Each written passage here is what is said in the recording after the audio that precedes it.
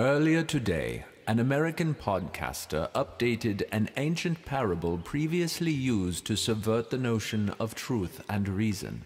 The first verse of the poem speaks about 6 men of Indostan, to learning much inclined, who went to see the elephant, though all of them were blind, and each of them had preconceived the creature in his mind. In the poem, each of the 6 travelers takes a hold of a different part of the elephant which matched their own preconception of what an elephant was, and then describes to the others the confirmation of his own bias. One of the men grabbed a hold of the elephant's leg because he believed that elephants were round and rough like a tree. Another held on to the tusk because he knew in his heart that an elephant was shaped like a spear. A third grabs the tail and insists upon his belief that an elephant is like a rope. A fourth grabs the trunk because he had always been taught that an elephant is like a large snake. Each is describing their own personal bias, which they perceive as the truth because that is what they had always been taught. And because their understanding of this truth has now been reinforced by a biased assessment of the elephant, each insists that he is correct and knows what he knows. The poem concludes, "And so these men of Indostan disputed loud and long, each in his own opinion, exceeding stiff and strong, and each was blind to their own bias, and all were in the wrong."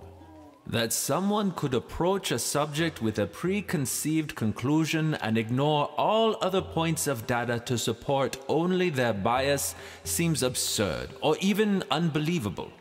On the other hand, can we recognize ourselves in these 6 blind men? Have we ever been guilty of the same pattern of thought? We have so many examples of things that mankind once knew were true but have since proven false. For example, in spite of one-time overwhelming consensus, the Earth isn't flat. The stars don't revolve around the Earth, and of course, man actually can fly, even break the sound barrier. Often, truth is rejected because it doesn't appear to be consistent with things we have long been taught and assumed were true without questioning those assumptions. The thing about truth is that it is established by questioning and challenging our beliefs to see if they match the evidence. If our beliefs are proven false, we have the opportunity to discard those erroneous beliefs and come closer to the truth. We simply don't know all things. We can't see everything, and many of the things which we may preconceive to be true would be shown to be false if we would simply open our minds to the possibility that we might be wrong. Because we tend to hold on to our beliefs and ignore contradictory evidence, we have to remember our bias and keep a mind open to new evidence, even and especially if it contradicts dearly held beliefs.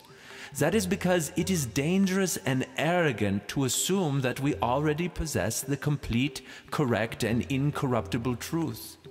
If we assume that we already have the truth as it was, as it is, and as it will be, then we will never be able to correct any of our errors or adapt to new knowledge. The principles of reason and logic, tempered with an understanding of our own biases and a willingness to overcome them, offer us the best chance to detect error and pursue the truth.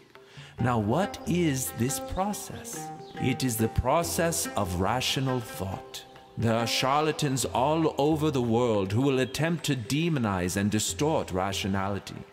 They will tell you that since nothing can be known with absolute certainty, then you should doubt your own mind and submit to their decrees for which they claim a divine sanction.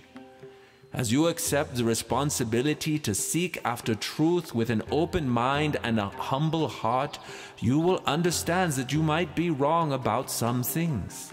This will enable you to look at evidence and conclusions you might have previously ignored. You may become more tolerant of others, more open to listening, more prepared to understand, more inclined to build up ideas which invite and withstand scrutiny and tear down false notions that beg you not to question or to doubt. You will be more willing to see the truth if you don't assume you already have it. It is my plea that you will seek the truth earnestly and unceasingly, that you will yearn to think critically and remember those biases and fallacies which may distort your perceptions so that you can account for and overcome them.